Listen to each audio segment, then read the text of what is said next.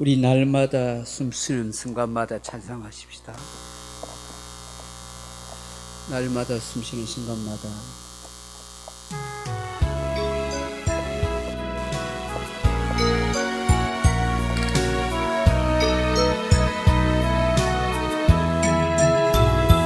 날마다 숨쉬는 순간마다 내 앞에 어려운 일 보내 주님 앞에 이 몸을 맡길 때 슬픔 없네 두려움 없네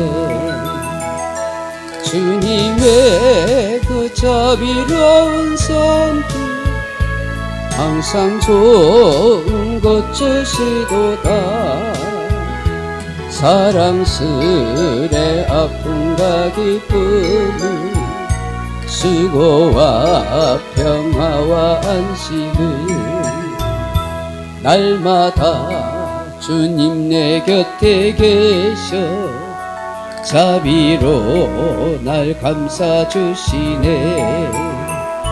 주님 앞에 이 몸을 맡길 때 힘주시네 위로함 주네 어린 나를 품에 안으시사 항상 평안함 주시도다 내가 살아 숨을 쉬는 동안 살피신다 약속하셨네 인생의 어려운 순간마다 주의 약속 생각해보네 내 맘속에 믿음 잃지 않고 말씀 속에 위로를 얻네 주님의 도우심 바라보며 모든 어려움 이기도다 흘러가는 순간순간마다 주님 약속 새겨봅니다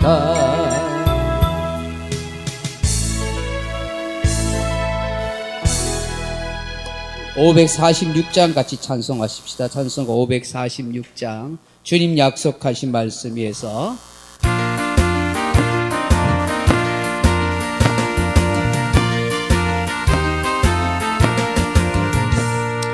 주님 약속하신 말씀 위에서 영원토록 주를 찬송하리라 소리 높여 주께 영광 돌리며 약속 믿고 굳게 서리라 굳게 서리 영원하신 말씀 위에 굳게 서리 굳게 서리 그 말씀 위에 굳게 서리라 주님 약속하신 말씀 위에서 세상 염려 내게 음습할 때에 용감하게 힘써 싸워 이기며 약속 믿고 굳게 서리라 굳게 서리 영원하신 말씀 위에 굳게 서리 굳게 서리 그 말씀 위에 굳게 서리라 주님 약속하신 말씀 위에서 영원하신 주의 사랑 힘입고 성령으로 힘써 싸워 이기며 약속 믿고 굳게 서리라 굳게 서리 영원하신 말씀 위에 굳게 서리 굳게 서리 그 말씀 위에 굳게 서리라 주님 약속하신 말씀 위에서 성령 인도하는 대로 행하며 주님 품에 항상 안식 얻으며 약속 믿고 굳게 서리라. 굳게 서리 영원하신 말씀 위에 굳게 서리 굳게 서리 그 말씀 위에 굳게 서리라. 542장 구주 예수 의지함이 가죠. 구주 예수 의지함이 540장.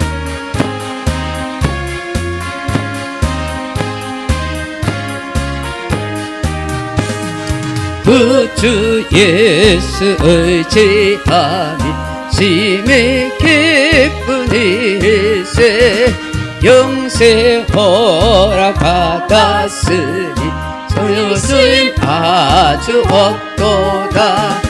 예수 믿는 것은 받은 증거 많도다.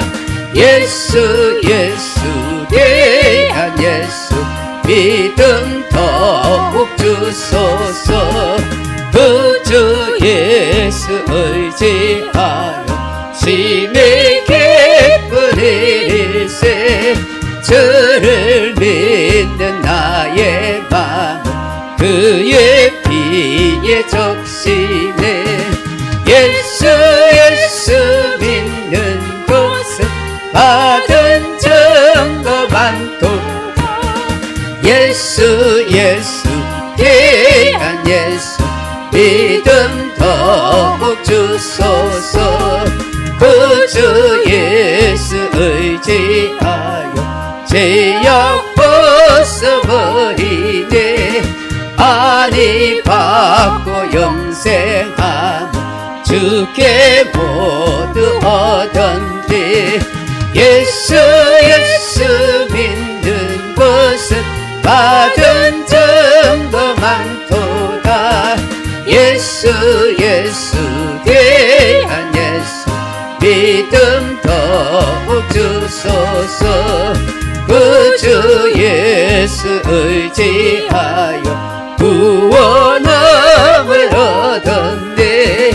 영원 무궁지나도록 주여 함께 하소서.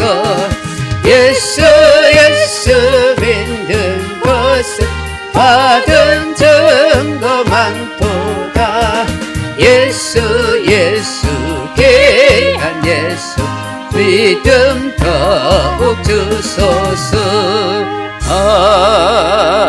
아멘. 540장 그의 음성을 내가 들으니 540장 찬송하십시다.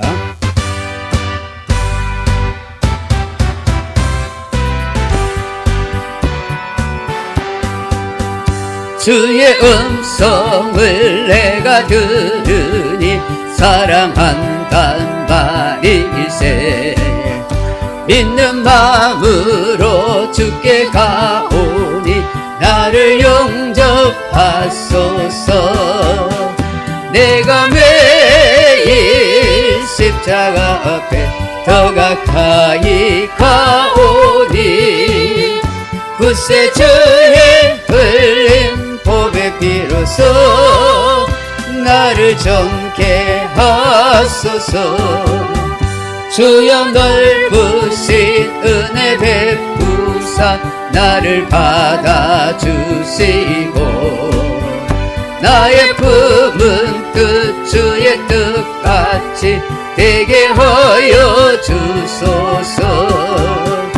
내가 매일 십자가 앞에 더 가까이 가오니 굳세 주의 흘린 보배 비로소 나를 정케 하소서.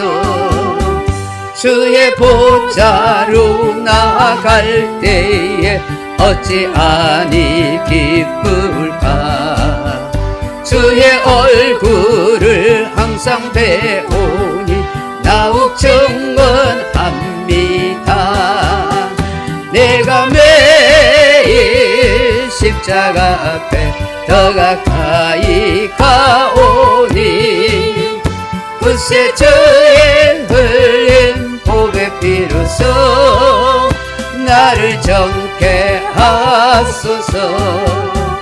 우리 구주의 넓은 사랑을 정량할 자 없으며 주가 주시는 참된 기쁨도 헤아릴 수 없도다.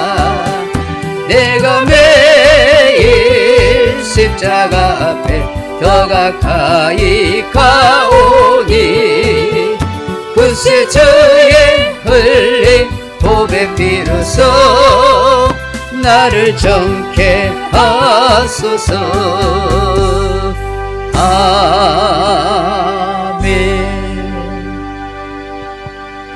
우리 예수님이 가르친 기도를 오후 예배 같이 드리겠습니다. 하늘에 계신 우리 아버지여, 이름이 거룩히 여김을 받으시오며 나라 임하오시며 뜻이 하늘에서 이룬 것 같이 땅에서도 이루어지이다. 오늘 우리에게 일용할 양식을 주옵시고 우리가 우리에게 죄진 자를 사하여 준 것 같이 우리 죄를 사하여 주옵시며 우리를 시험에 들게 하지 마옵시고 다만 악에서 구하옵소서. 대개 나라와 권세와 영광이 아버지께 영원히 있사옵나이다. 아멘. 496장 찬송하십시다. 496장 같이 찬송하겠습니다. 찬송가 496장.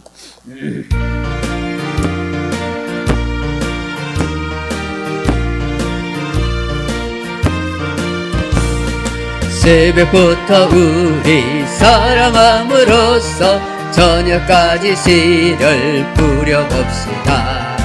열매 차차 익어 복식 거둘 때에 기쁨으로 더늘 거두리로다.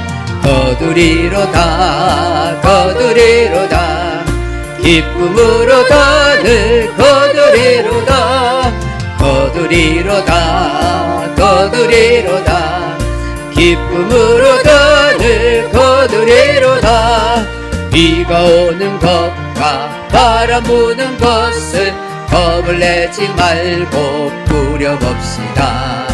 일을 마쳐놓고 곡식 거둘 때에 기쁨으로 더늘 거두리로다. 거두리로다. 거두리로다. 기쁨으로 더늘 거두리로다. 거두리로다. 거두리로다. 기쁨으로 더늘 거두리로다. 씨를 뿌릴 때에 나지 아니할까 염려하며 심히 애타지라도 나중 예수께서 칭찬하시리니 기쁨으로 더늘 거두리로다. 거두리로다. 거두리로다. 기쁨으로 더늘 거두리로다. 거두리로다. 거두리로다. 기쁨으로 더늘 거두리로다. 아멘. 우리 함께 통성으로 기도할 때에 다음 주 우리 20주년 기념인데 그동안 나오지 못하고 또 시험에 든 교우들이 있습니다. 그분들 또 분기에 대한 초청도 되고 또 교회 나올 수 있도록 은혜 주십시오. 또 부활 안 되면 부활주일이라도 같이 나와서 그 영이 살고 마음이 살 수 있도록 해주시면 기도하면 좋겠습니다. 또 영적으로 눌린 분들이 있습니다.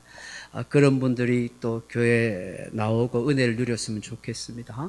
우리 성도들이 믿음이 더 자랄 수 있도록 우리 교회를 하나님 은혜 주시라고 같이 통성을 잠시 기도하겠습니다. 아버지 하나님 감사합니다. 오늘도 하나님께서 우리를 이 아침과 오후 시간에 또 함께 불러주셔서 예배 드릴 수 있게 하시니 감사드립니다. 아버지 하나님, 우리 소중한 교회를 사랑하시고 또 축복하시고 은혜 베풀어 주심을 감사드립니다. 연약한 교우들 더욱더 강건하게 붙들어 주시고 신령한 은혜와 지혜와 믿음을 주시기를 원합니다. 우리 교회를 떠난 성도들 가운데서 또 영적으로 어둠의 영에게 눌려서 기도받고 그랬습니다. 그런데 또 마음이 또 연약해서 교회 나오지 못하고 있습니다. 하나님 그 영혼을 불쌍히 여겨주시고 은혜의 자리로 인도해 주옵소서. 시험 중에 낙심한 교우들도 있습니다. 하나님 그 마음을 붙들어 주시고 회복시켜 주시기를 원합니다.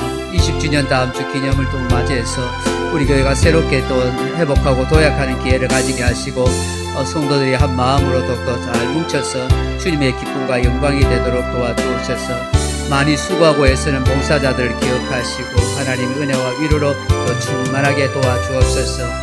다음 주나 또 부활주일에도 새롭게 우리의 마음이 아버지 앞에 아름답게 되어지게 하시고 부족하지만 더욱더 믿음을 가지며 나아갈 수 있도록 은혜를 더하여 주시옵소서. 주의 성령님의 돌보심과 은혜 베푸심이 간절히 있기를 원합니다. 영육간의 강건한 우리 성도들 다 될 수 있도록 역사하여 주시옵소서. 주님의 은혜를 간절히 빌고 원합니다. 예수님 이름으로 기도합나이다. 아멘.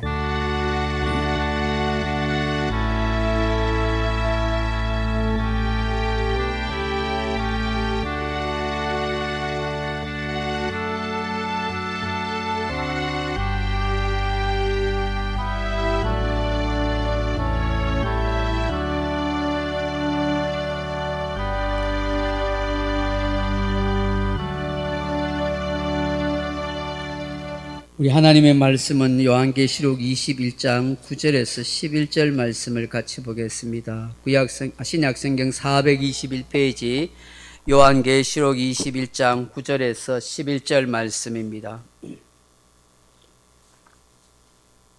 요한계시록 21장 9절에서 11절 말씀 찾으셨으면 한 목소리로 같이 한번 읽어보십시다. 시작.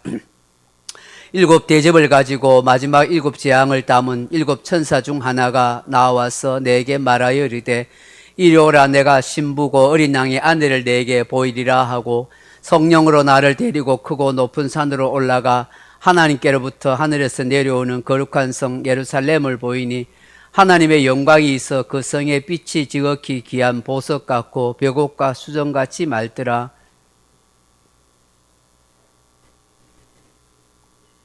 예, 맞네. 21절까지네. 11절까지네. 세 절만 읽었습니다.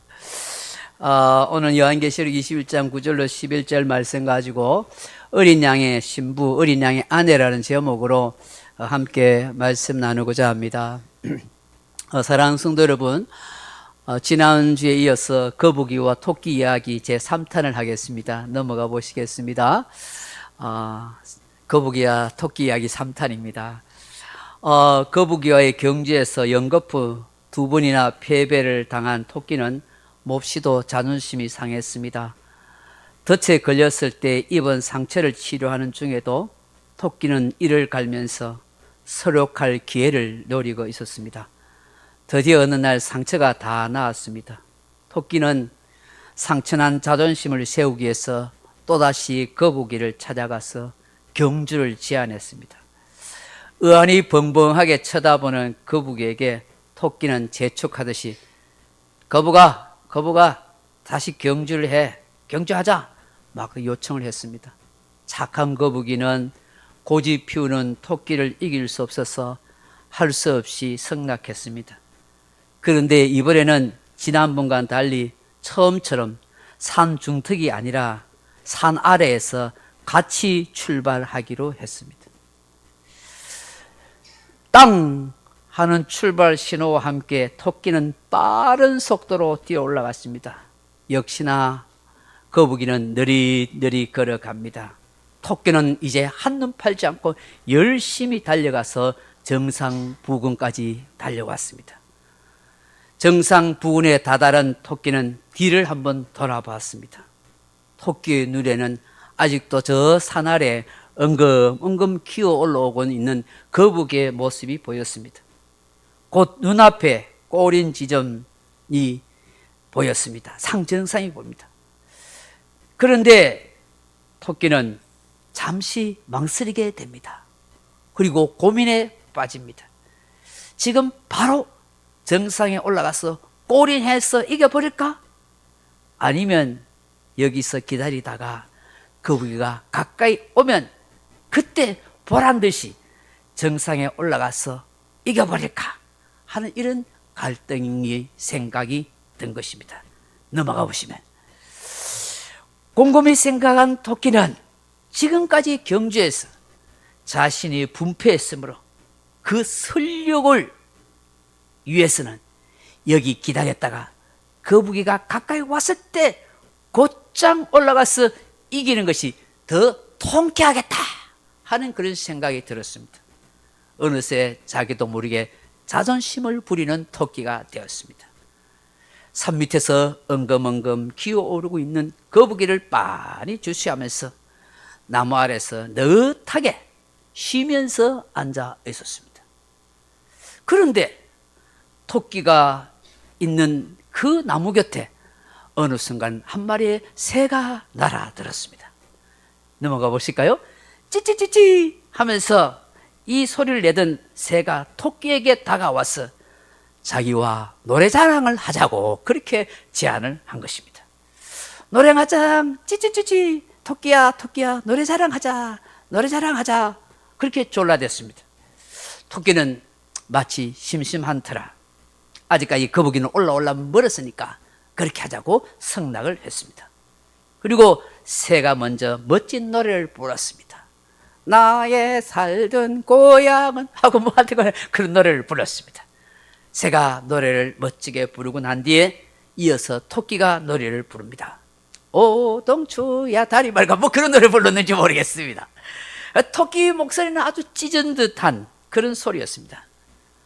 토끼의 노래가 끝나자 새가 내가 더 잘 불렀지 하고 그렇게 이야기하는 것입니다. 근데 괜시리 자존심이 상한 토끼는 아니야 내가 제일 잘 불러서 그렇게 하면서 고집을 꺾지 않고 새와 토끼가 옥신각신 자신이 잘 불렀다고 우겨댔습니다.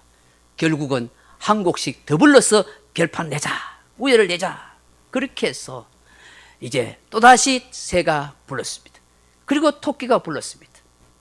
넘어가 보시면 마치 방송에 미스 트로트 데스매치를 하는 것처럼 서로 잘 불렀다고 그렇게 한 겁니다. 그런데 심사위원이 없으니 누가 잘 불렀는지 판가름해 줄 사람도 없었습니다. 사실 토끼가 가만히 생각해 보면 자신이 좀 못 부른 것 같은데 자존심이 있어서 못 부르겠다 소리는 못 하겠고 내가 잘 불렀어 하고 계속 우겨댔습니다. 또다시 새가 또 노래를 부릅니다. 또 반응해서 토끼가 부릅니다. 계속해서 둘이가 왔다 갔다 그렇게 노래를 부르면서 자기가 잘 불렀다고 계속 그렇게 했었습니다. 토끼가 이렇게 계속해서 노래 자랑에 빠져 있는 동안 어느새 거북이가 정상에 올라가게 됐습니다. 이제 토끼 차례로 노래를 부르려고 하는데 어디선가 승리의 노래 소리가 들리는 것입니다. 아프사 싶어서 쳐다보니까 거북이가 벌써 산 정상에 올라가지고 꼬린지 위에서 이겼다 하고 노래를 부르고 있는 것 아니겠습니까? 이 새하고 노래 자랑을 하다 보니까 정신이 팔려가서 깜빡했습니다. 거북이와의 경주를 잊어버린 것입니다. 토끼는 그제서야 땅을 치며 통탄했지만 이면 때는 늦으리 게임은 끝난 것입니다. 오늘도 토끼는 거북이와의 경주에서 패배해서 고개를 숙이고 쓸쓸히 집으로 돌아갔다는 얘기입니다. 여러분, 이 스토리의 교훈은 그러한 것입니다. 칼은 남을 이기는 도구이다. 하지만 칼을 잘못 다루면 그 칼에 의하여 자신이 먼저 다친다. 마찬가지로 자존심도 자신을 지키는 도구이다. 하지만 지나치게 자존심을 부리면 오히려 자신이 먼저 손해를 보게 된다 하는 것입니다. 넘어가 보시면은 따라합시다. 지나친 자존심은 자신을 고립시킨다. 또 넘어가 보실까요? 시작. 적당한 자존심만이 그대에게 이익을 가져다 줄 것이다. 아멘. 1탄, 2탄, 3탄의 교훈이 기억납니까? 1탄은 무엇입니까? 경쟁자를 쳐다보지 말아라. 그죠? 경쟁자 쳐다보지 말아라. 두 번째 뭡니까? 서두르면 낭패를 당한다. 오늘 세 번째 뭡니까? 지나친 자존심 부리지 말아라 하는 것입니다. 여러분 혹시 여러분 중에서도 지나친 자존심 때문에 손해를 보거나 스스로 고립시키지는 않습니까?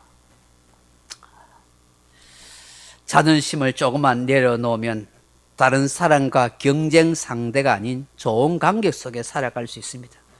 여러분 가만히 생각해 보세요. 가정에서나 사회에서나 또 교회 생활에서도 이 자존심만 조금 줄이게 되면은 훨씬 갈등이나 눈치 보는 것 없이 참 좋은 관계 속에서 신앙생활을 할 수 있을 것 같습니다. 그리스도 안에서 진정한 형제로 내 모습 이대로 받아주고 이해해주는 그런 그리스도인이 되었으면 참 좋겠다 싶습니다. 사랑하는 성도 여러분, 이제 본문으로 살펴봅니다. 9절의 말씀은 무엇입니까? 어린 양의 신부 아내를 보이겠다 하는 말씀입니다. 9절 다시 보면은 7 대접을 가지고 마지막 7 재앙을 담은 7 천사 중 하나가 나와서 내게 말하여 이르되 이리 오라, 내가 신부고 어린 양의 아내를 내게 보이리라. 그렇게 말씀합니다. 환상 가운데 사도 요한에게 주님께서 7 대접을 가지고 7 재앙을 담은 그 7 천사 중 하나가 날아와서 이렇게 말하는 거예요. 와보라, 내가 곧 신부 어린 양의 아내를 내게 보이겠다. 그렇게 말합니다. 여러분, 왜 천사가 어린 양의 신부 아내를 보인다고 할까요? 이는 천국 혼인잔치가 곧 열리게 된다는 것을 말씀합니다. 그럼 넘어가 보시면 이 어린 양이 누구입니까? 바로 예수 그리스도이시죠. 예수 그리스도를 어린 양으로 묘사한 이유가 무엇이겠어요? 왜 예수님을 어린 양으로 할까요? 바로 예수님만이 온 인류의 속죄 제물이 되시기 때문입니다. 넘어가 보실까요? 시작. 이튿날 요한이 예수께서 자기에게 나오심을 보고 이르되 보라, 세상 죄를 지고 가는 하나님의 어린 양이로다. 예수께서 그니심을 보고 말하되 보라, 하나님의 어린 양이로다. 아멘. 사도 베드로가 이렇게 말씀하시죠. 시작. 베드로전서 시작. 너희가 알거니와 너희 조상이 물려준 헛된 행실에서 대속함을 받은 것은 은이나 금같이 없어질 것으로 된 것이 아니요 오직 흠없고 점없는 어린 양 같은 그리스도의 보배로운 피로 된 것이니라. 아멘. 예수님이 바로 희생 제물이 되고 그 어린 양이신 예수님이 흘리신 보혈로 우리가 깨끗하고 거룩하게 된다는 것입니다. 그렇다면 넘어가 보시면 어린 양의 신부 아내가 된다는 걸 뭘 말할까요? 예수 그리스도의 보혈로 말미암아 죄 사함을 받은 정결한 신부라 하는 뜻입니다. 그런 사람만이 예수님의 신부요 예수님의 아내가 될 수 있습니다. 여기는 여인만 말하는 것이 아니라 모든 성도가 다 예수님의 신부요 아내, 다시 말해서 예수님과 함께 천국 혼인잔치에 들어갈 수 있다 하는 것입니다. 여러분, 마태복음 22장에 보시면 예수님께서 천국 혼인잔치 비유를 말씀하십니다. 어떤 임금이, 넘어가 보시면 처음부터 앞에 그대로 놔두세요. 네. 어떤 임금이 자기 아들을 위해서 혼인잔치를 베풀어 손님을 초청합니다. 근데 오기로 한 손님들은 다 핑계대고 이 잔치에 오지 않습니다. 심지어 종들을 보냈는데 그 종들을 죽이고 때리고 죽이기까지 합니다. 그래서 화가 난 이 임금이 그 사람들을 다 멸하고 길가에 가서 다른 모든 사람을 데리고 오라, 그 혼인잔치에 초대를 합니다. 그래서 많은 사람들이 그 혼인잔치에 앉았는데 임금이 그 손님을 보러 갔는데 한 사람이 예복을 입지 않고 열심히 음식을 먹고 있는 거예요. 그래서 임금이 왜 너는 예복을 입지 않고 이렇게 앉아 있느냐 묻습니다. 여러분, 이게 유대인들의 결혼 문화인데, 유대인들은 초청할 이 결혼 예식에 혼인잔치에 초청할 우리 뭐 청첩장 주잖아요. 그래 하듯이 유대인들도 미리 몇 달 전에 청첩장을 줘요. 청첩장 줄 때는 뭐라 하냐면 내가 그 결혼식에 참여하겠습니다 하는 그런 어떤 나름대로 약속을 해요. 그렇게 되면은 그 초대되는 손님을 위해서 음식이라든지 이런 걸 준비하죠. 그리고 난 뒤에 또다시 한번 초청장을 보내요. 정말로 확실히 올 수 있겠느냐. 보통 결혼 한 주나 두 주 전에 지장이 없어야 되니까. 그런데 오겠다고 해놓고 이제 막상 종들을 보내서 확인하러 가니까 못 오겠다 핑계를 댄고, 그리고 심지어 오는 종들을 죽인 거예요. 그래서 화가 난 임금이 이제 길가에 다닌 사람 다 결혼 예식에 참여를 시킨 거예요. 그리고 반드시 결혼 예식을 참여할 때는 유대 문화에서 뭐냐면 반드시 예복을 입고 오도록 합니다. 아니면은 주인이 예복을 줘서 그것을 입고 이 예식에 참여하도록 그렇게 하는 것입니다. 그런데 한 사람은 예복 안 입고 와서 음식을 먹고 있는 것입니다. 그런데 왜 안 입었느냐 하니까 유구무원인 것입니다. 아무 말도 안 하는 거예요. 그래서 임금이 사환을 시켜서 이 사람의 손발을 묶어서 어두운 데 던져버려라, 그렇게 합니다. 거기서 슬피 울며 이를 갈미 있을 거라 합니다. 예수님의 이 비유의 결론은 청함을 받은 사람은 많되 택함을 받은 자는 적으니라 그렇게 말씀합니다. 이 비유의 핵심의 의미가 뭐냐 하니까 천국 혼인잔치를 거절하고 오히려 초청한 종들을 박해하는 사람도 있다. 복음 전한 사람들을 다 죽이는 그런 일도 많다. 혼인잔치 교회 오겠다고 하고 천국 가겠다고 해놓고는 안 가는 사람 많다. 그렇지만 수많은 사람들이 교회에 오지만 정말로 예복을 입지 않아서 궁극적으로 천국에서 쫓겨날 사람, 하나님의 혼인잔치에 들어가지 못할 사람이 있다라고 말씀하는 거예요. 그렇다면 여기에서 하나님 임금이 예복을 입지 않았다는 걸 뭘 말할까요? 이 예복은 바로 예수 그리스도의 피로 속죄함을 입은 예복이요 희노인 겁니다. 다시 말해서 예수의 피로 제사함을 받았다는 것에 대한 믿음과 확신이 있어야 되는 거예요. 내가 예수의 피로 제사함 받았다는 사실을 믿지 못하면 혼인잔치 천국에 못 간다는 거예요. 그럼 제가 한 가지 물어볼게요. 졸립죠? 물어봐야 이제 정신을 차립니다. 졸립죠? 교회에 다니고는 있지만 예수의 피로 내가 제사함 받았다고 믿지 않을 사람도 있을까요? 없을까요? 있어요? 없어요? 권사님? 있어요. 교회 그냥 친교를 위해서 다니고 장사를 위해 다니고 그냥 좋은 말씀 들으니까 기분 좋아서 다니는 거예요. 근데 그게 안 믿어지는 사람이 있어요. 야, 내가 무슨 지은 죄가 있느냐라고 이야기하는 사람도 있고, 내가 뭐 도덕적으로, 뭐 법적으로, 사회적으로 내가 무슨 죄를 지었느냐 하고 그렇게 우기는 사람도 있고요. 또 무엇이냐면, 아이고, 보이지도 않는 예수님이 십자가에 흘려서 피 흘리는 거, 그게 뭐 어떻게 내 죄를 씻겠노? 그렇게 이성적으로 납득이 안 된다고 안 믿고 다니는 사람이 많이 있다는 거예요. 그래서 청함은 받아서 교회에 오지만, 진짜 택함 받아 구원받을 사람은 적다는 거예요. 다시 말해서 예수 그리스도의 피로 내 죄가 근본적인 원죄가 다 사함받고 어떤 죄도 사함받아서 구원받는 이 믿음을 가지는 사람이 많지 않다는 거예요. 그래서 여러분 나가서 저 안 믿는 수많은 사람 전도도 해야 되겠지만 내 집안에 있는 사람 전도 제일 먼저 해야 돼요. 우리 교회 안에서 전도할 사람이 많은 거예요. 진짜 믿음이 없는 사람이 있거든요. 교회 실컷 다니고 구원 못 받으면 이거만큼 천지한이 되는 게 어디 있겠냐 말이에요. 우리가 분명히 계속해서 교리를 통해서 또 복음을 통해서 들어야 할 건 나를 위해 예수님이 뒤 속에 피를 흘려주셨다. 내가 죄 많은 인생이지만 그분이 내 죄를 용서해 주셔서 내가 그걸 믿기 때문에 구원받아 천국 간다. 이 사실을 확실히 해야 되는 거예요. 내가 노력을 많이 하고 공로를 많이 쌓고 선을 많이 해서 내가 천국 가는 게 아니에요. 그거는 감사해서 하는 거지만 근본적인 구원받고 천국 가는 것은 예수의 피를 믿는 믿음. 그분이 십자가의 죽음으로 내 죄 다 용서받았다는 거예요. 그러면 그 흰 옷이 뭐겠어요? 예수의 피로 깨끗해진 옷을 입는 거예요. 그 천국 가려면 예수의 피로 씻음 받은 믿음에 의해 옷을 입어야 되는 거예요. 이거는 절대 진리예요. 이것만큼은 분명히 기억할 수 있기를 바랍니다. 넘어가 보시면 10절에 보면은 뭐라고 말합니까? 성령으로 나를 데리고 크고 높은 산으로 올라가서 하나님께로부터 하늘에서 내려오는 거룩한 상 예루살렘을 보이더라. 그렇게 합니다. 성령님이 직접 요한을 데리고 가요. 우리도 늘 성령님의 인도함을 받으면 좋겠어요. 그 하늘로부터 하늘에서 내려오는 거룩한 성 예루살렘을 보여주시는 거예요. 그러면 왜 천사가 넘어가 보시면 왜 천사가 이 어린 양의 신부 아내를 보인다고 해놓고는 거룩한 성 예루살렘을 보일까? 이거에 도대체 무슨 말씀일까 하는 거예요. 여기 거룩한 성은 하나님의 임재를 상징하고 하나님의 백성의 도성이에요. 그것은 하나님의 성전이 있는 곳을 말하죠.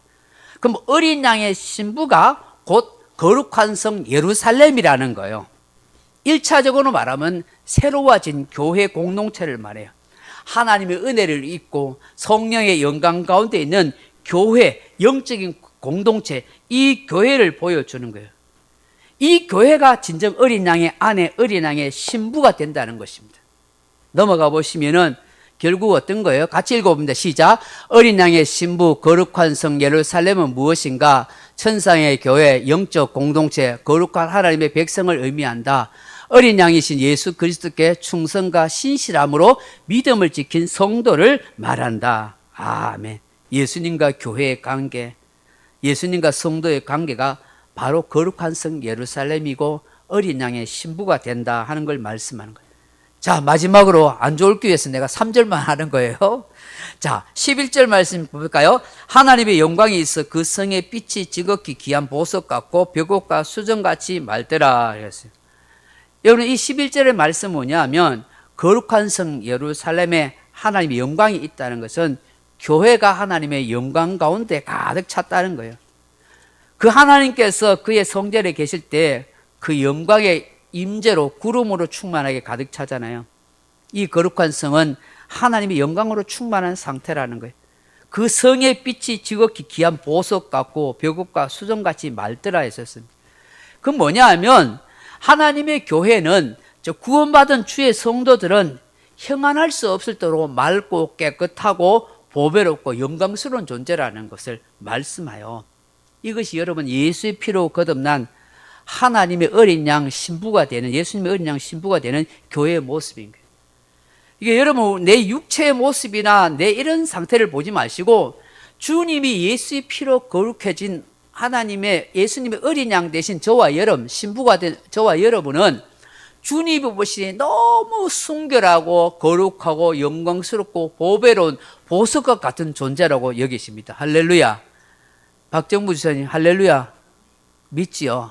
아이고 목사님 내가 허리가 구부러지고 힘도 없고 한데 뭐 보배롭고 영광스럽습니까? 아닙니다. 내 모습 이대로 주님이 내 영혼을 보시는 거예요.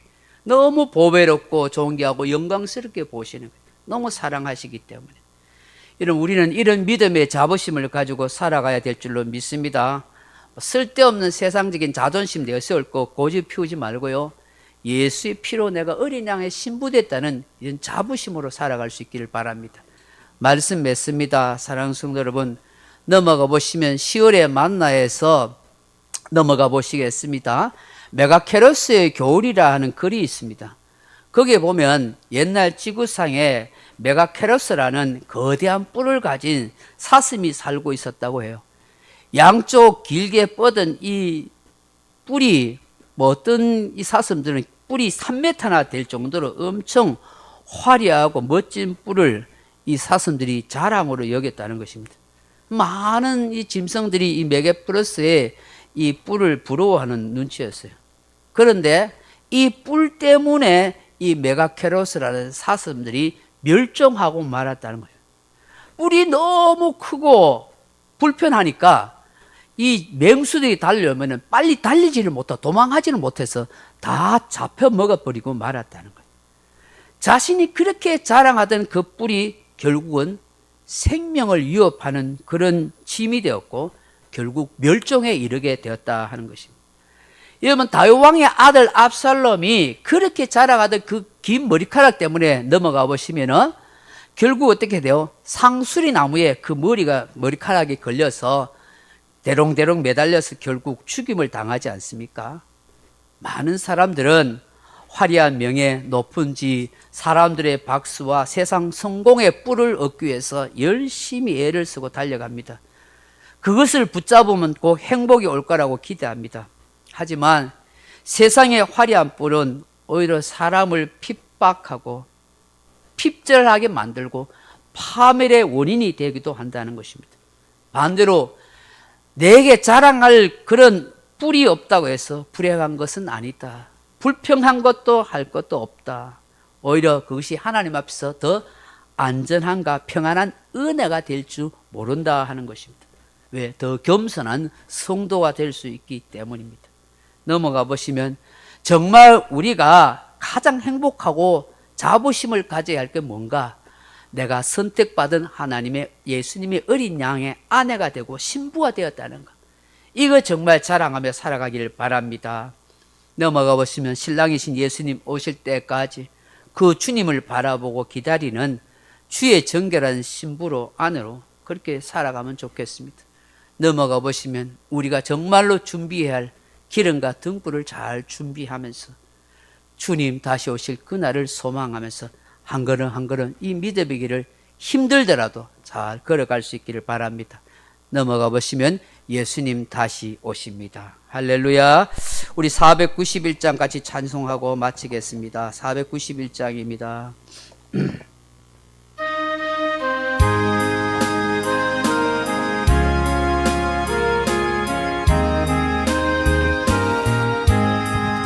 저 높은 곳을 향하여 날마다 나아갑니다. 내 뜻과 정성 모아서 날마다 기도합니다. 내 주여 내 맘 붙드서 그곳에 있게 하소서. 그곳은 빛과 사랑이 언제나 넘치옵니다. 괴로움과 죄가 있는 곳 나비로 격이 살아도 빛나고 높은 저곳을 날마다 바라봅니다. 내 주여 내 맘 붙드서 그곳에 있게 하소서. 그곳은 빛과 사랑이 언제나 넘치옵니다. 의심의 안개 걷히고 근심의 구름 없는 곳 기쁘고 참된 평화가 거기만 있사옵니다. 내 주여 내 맘 붙드서 그곳에 있게 하소서.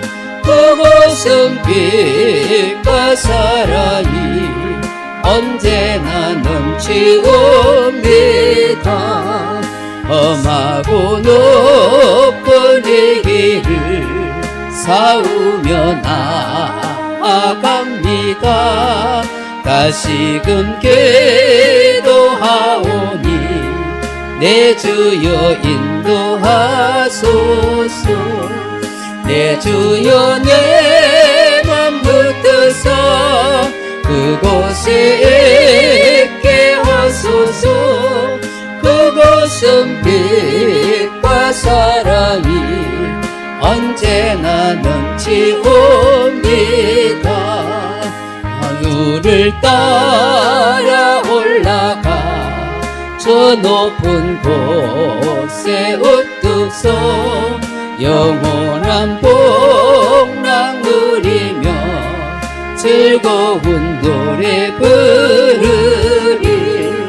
내 주여 내 맘 붙드서 그곳에 있게 하소서. 그곳은 빛과 사랑이 언제나 넘치옵니다. 지금은 길과 진료 생명이신 주 예수 그리스도 은혜와 아버지 하나님의 크고 놀라운 사랑과 성령의 감동, 위로 고통 충만한 은사가